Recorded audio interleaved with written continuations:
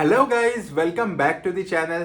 तो गाइस, 3 महीने में आपको जॉब रेडी एक डेटा साइंस रोड मैप चाहिए। तो आइए इस वीडियो में जानते हैं। तो गाइस, डेटा साइंस एक काफी ज्यादा वास्ट फील्ड है जिसमें बहुत सारे सब टॉपिक्स और उनके अंदर के सब सब टॉपिक्स वैसे करके बहुत सारी चीजें हैं। बट इसमें से आपको काफी चुनी हुई चीजें चाहिए जो आपको जॉब रेडी बना दें, वो भी मात्र 3 महीने में। तो गाइज, ये बिल्कुल पॉसिबल है। आज के इस वीडियो में अपन उसको देखेंगे। एक डेटा साइंस का बेहतरीन सा रोड मैप लेके मैं आया हूं, जिसको अगर आप फॉलो करते हैं तो आपको विद इन 3 to 4 मंथ्स ये आपको जॉब रेडी बना देगा। इसमें मैंने सारी एसेंशियल चीजें कवर कर रखी हैं कि आपको स्टैटिस्टिक्स में क्या चाहिए, आपको मशीन लर्निंग में क्या चाहिए, और एक खास टॉपिक एमएल ऑप्स, जिसकी बात बहुत कम लोग करते हैं अपने वीडियोस में। तो एमएल ऑप्स आज के सिनेरियो में क्यों जरूरी हो चुका है उसको भी देखेंगे।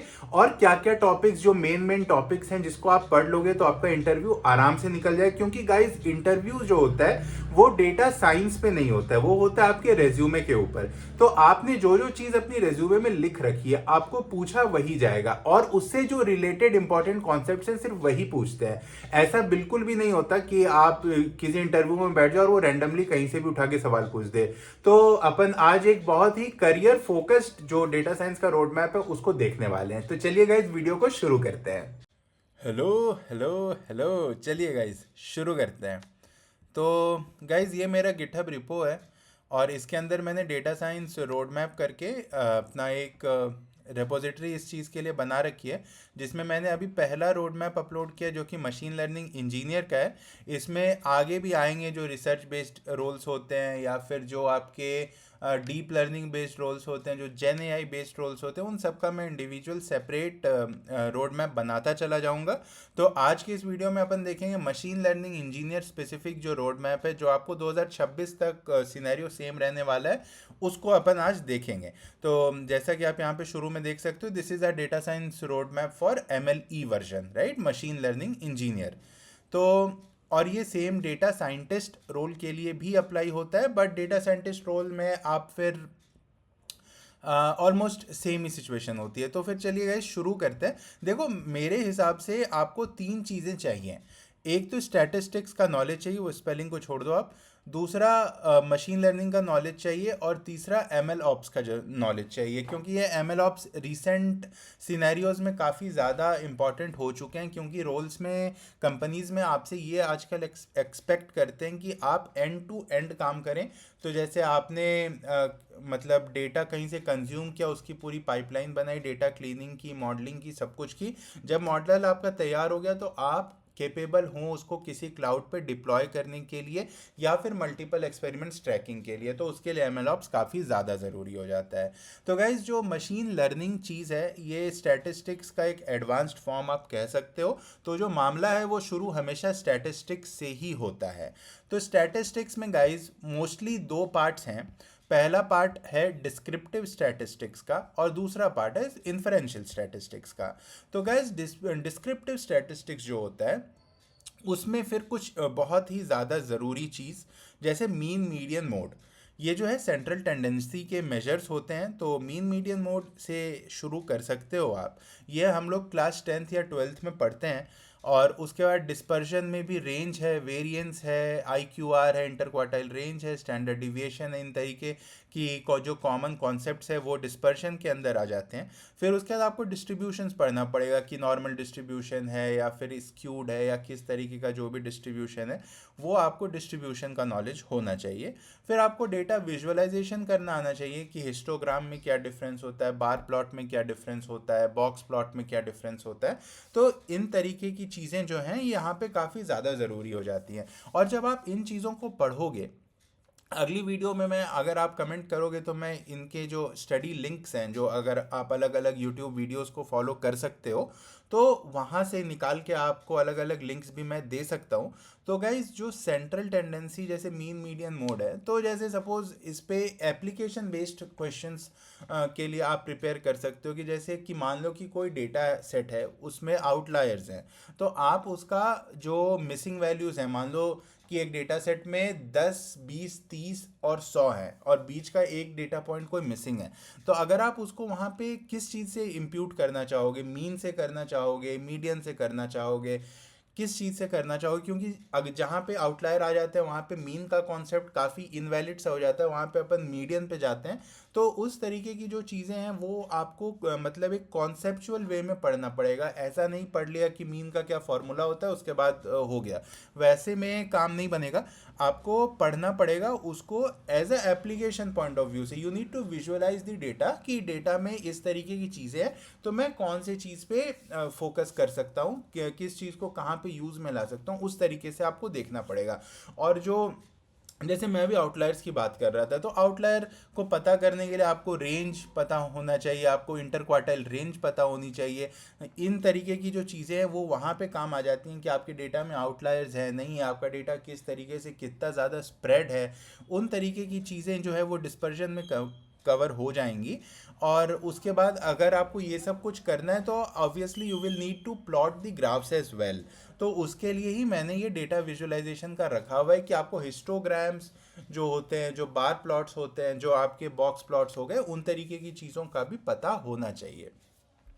तो this is all about the descriptive statistics. मेरे हिसाब से इन सारी चीज़ों को करने में आपको 5 दिन से ज़्यादा नहीं लगेगा गाइस, क्योंकि मीन मीडियन मोड अपन क्लास टेंथ तक का जो सिलेबस होता है अपने मैथमेटिक्स का, उसको काफ़ी अच्छे से कवर करते हैं अपन।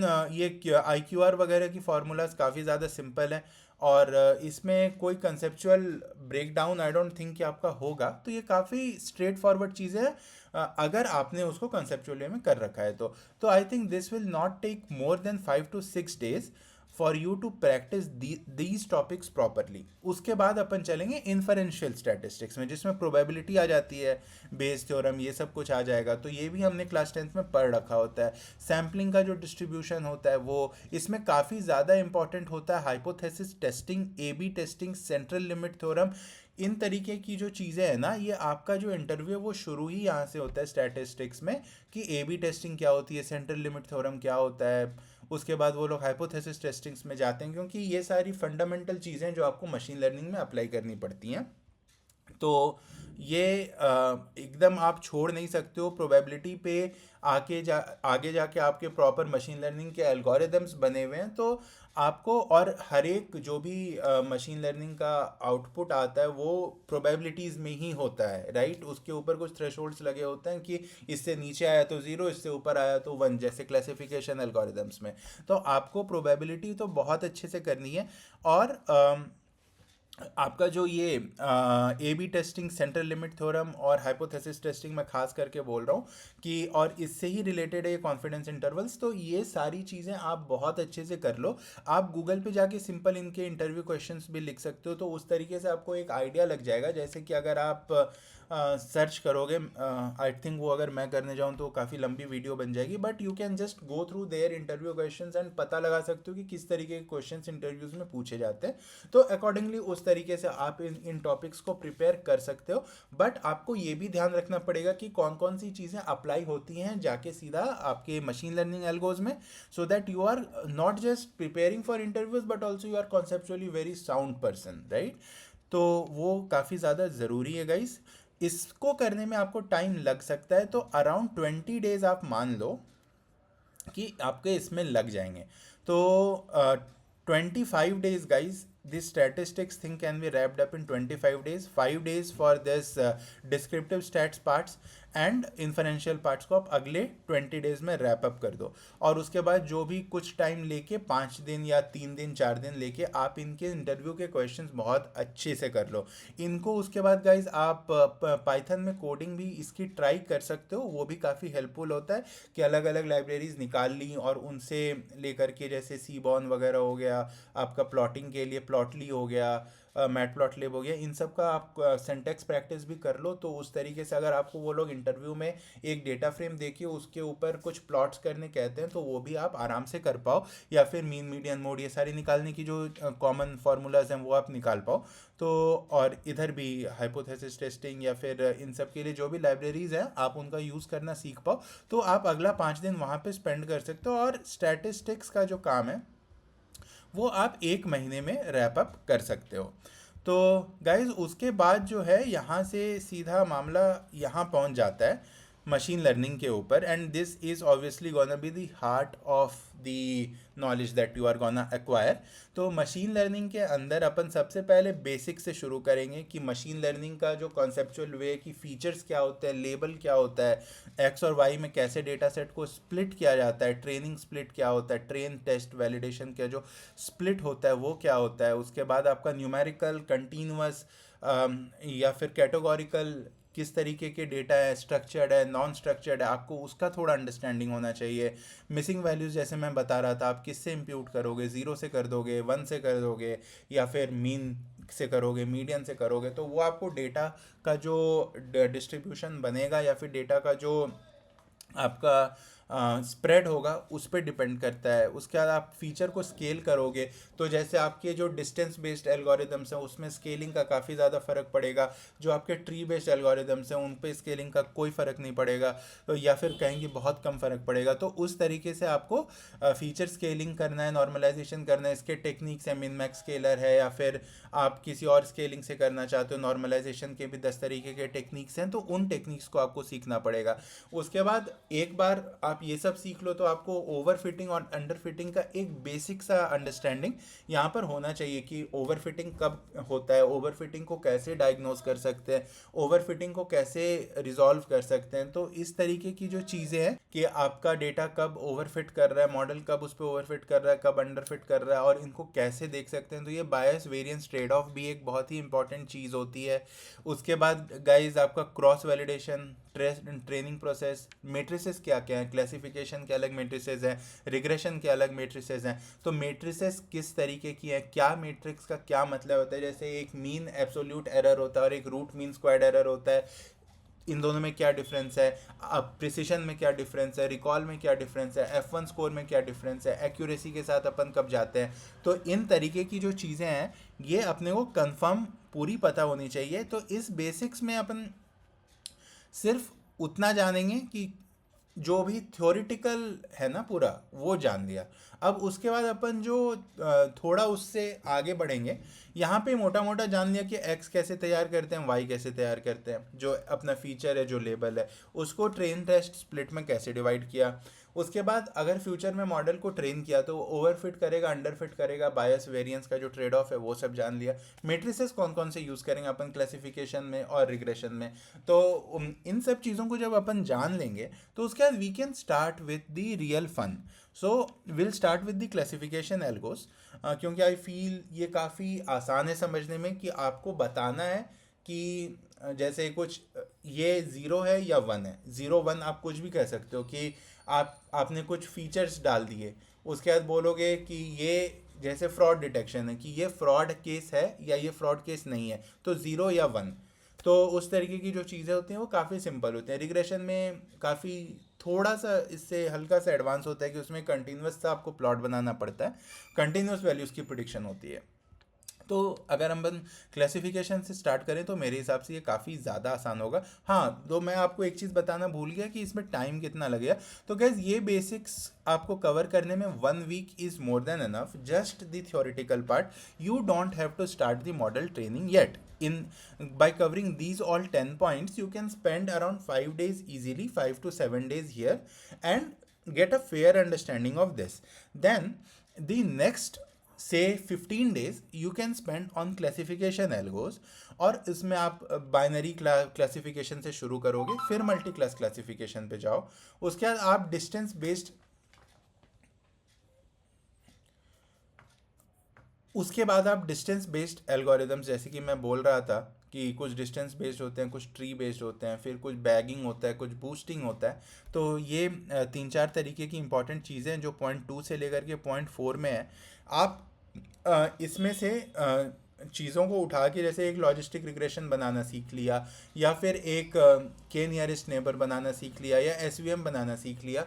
तो इन सारी मॉडल्स का इंटरनल वर्किंग प्लस इनका जो इम्प्लीमेंटेशन है वो आपको करना पड़ेगा। जैसे आपने मान लो कि कोई कैंसर प्रिडिक्शन वाला ले लिया, राइट, कि ये कैंसरस सेल है या नहीं है, तो उस पर अपन पहले लॉजिस्टिक लगा लिए। उसके बाद फिर अपना अलग अलग जो एल्गोरिदम्स हैं, जैसे कि एन एस वी एम, जो ट्री बेस्ड एल्गोरिदम्स हो गए, जो बैगिंग के हो गए, जो बूस्टिंग के हो गए, वो सारी एल्गोरिदम्स को अपन एक एक बार करके लगाते जाएंगे।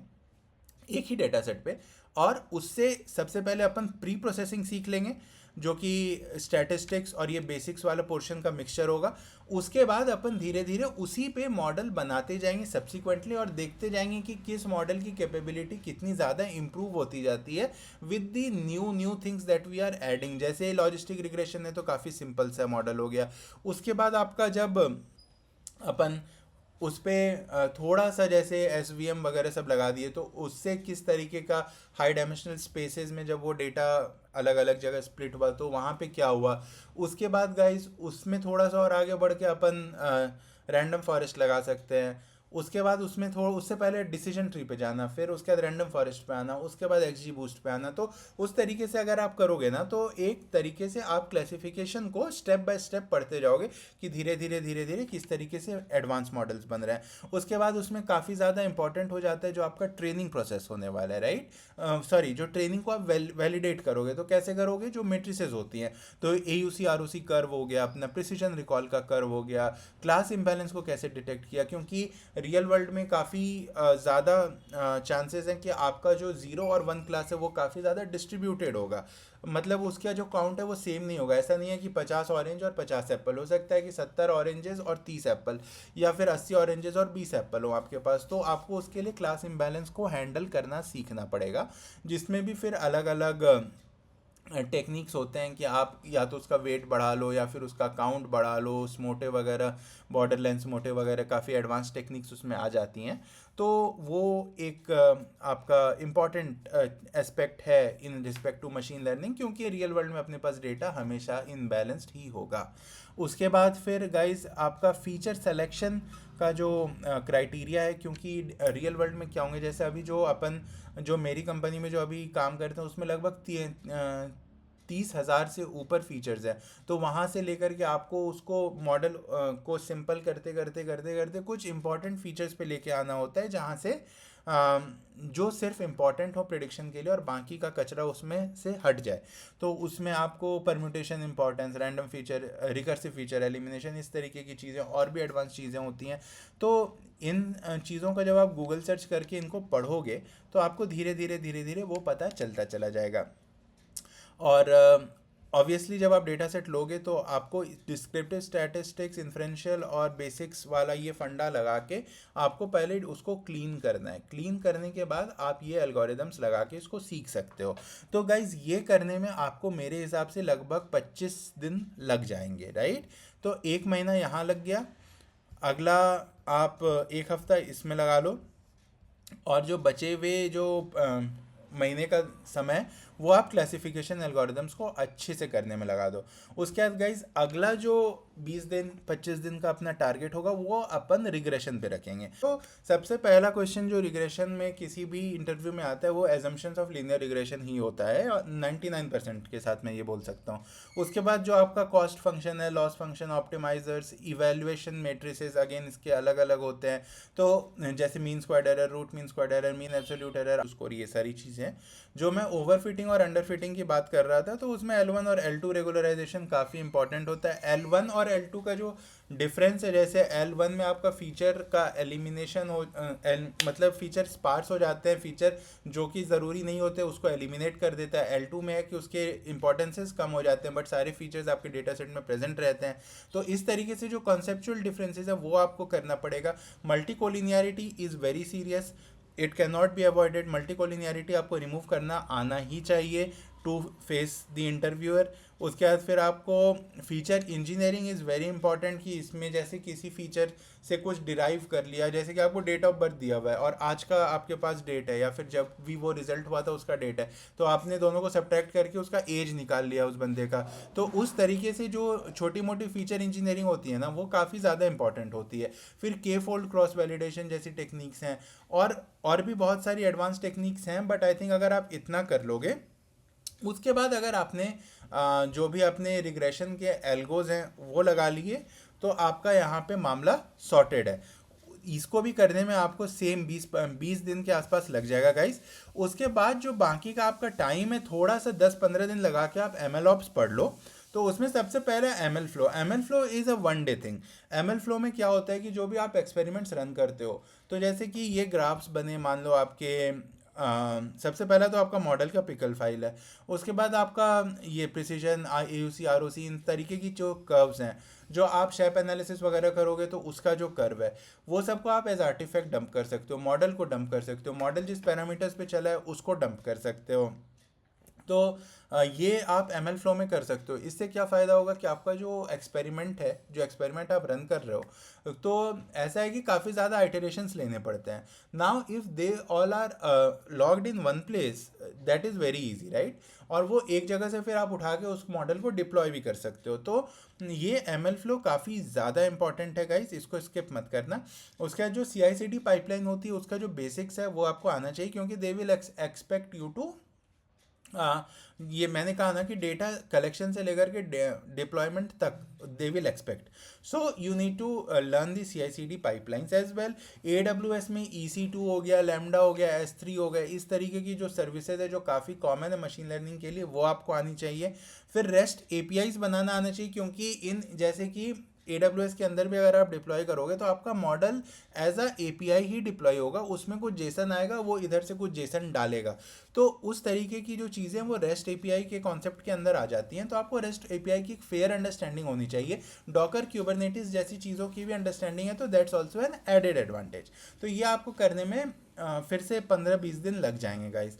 तो ये आपका 3-3.5 महीने में कंप्लीट होने वाला एक रियलिस्टिक सा interview focused machine learning engineer version का डेटा साइंस रोड मैप है। अब ये गाइस, ये आपको कैसा लगा ये आप कमेंट में ज़रूर बताना। अगला आपको किस टॉपिक के ऊपर हेल्प चाहिए, अगर आप एक जैसे कह लें कि NLP बेस्ड रोल के लिए जा रहे हो, या फिर एक जेन AI बेस्ड रोल के लिए जा रहे हो, या कंप्यूटर विजन बेस्ड रोल, या डीप लर्निंग बेस्ड रोल के लिए जा रहे हो, तो उसका भी अगर आपको स्पेसिफिक रोड मैप चाहिए, वो इससे थोड़ा सा अलग होगा। तो अगर आपको वो चाहिए तो आप कमेंट में बता देना। अगर आपको इंटरव्यू के क्वेश्चंस चाहिए तो आप इसमें बता देना। और उस तरीके से आप कमेंट करते जाओ, और अपन एक जो डेटा साइंस की कम्युनिटी है उसको बिल्ड करते जाएंगे। Would personally refrain myself from creating tutorial videos as such, because there are tons and tons of tutorial videos right from Stanford and Harvard, which are absolutely free to someone who is selling their data science courses। अब वो choice आपके ऊपर है कि आप क्या pursue करना चाहते हो। बट अगर आप फ्री में सीखना चाहते हो, हज़ारों ट्यूटोरियल्स है, पैसे दे के सीखना चाहते हो, लाखों ट्यूटोरियल्स हैं, तो वहाँ पर आई डोंट थिंक कि कोई वैल्यू एडिशन हो पाएगा। वैल्यू एडिशन ये है कि आप क्या सीखो और कहाँ से सीखो, राइट। तो उस फील्ड में अपन जो है वो कुछ कंट्रीब्यूट करना चाह रहे हैं, तो आप वो सब बताते जाओ, मैं अगली वीडियोस में उन सब चीज़ों को कंट्रीब्यूट करता जाऊंगा। और कुछ रेज्यूमे रिव्यू सेशंस होने वाले हैं, कुछ करियर गाइडेंस सेशंस होने वाले। जैसे कि अभी एक कमेंट आया था मेरी वीडियो पे कि उस बंदे ने जूलॉजी में डिग्री कर रखी है, but he wants to switch pivot his career to data science. So how is that possible and all, we will look in the further videos. But अगर आपको भी कुछ चाहिए तो आप कमेंट में करो, मैं उस पर वीडियोस बना दूंगा। Thank you so much guys for watching this video, and do subscribe, like and support the channel. Bye bye guys.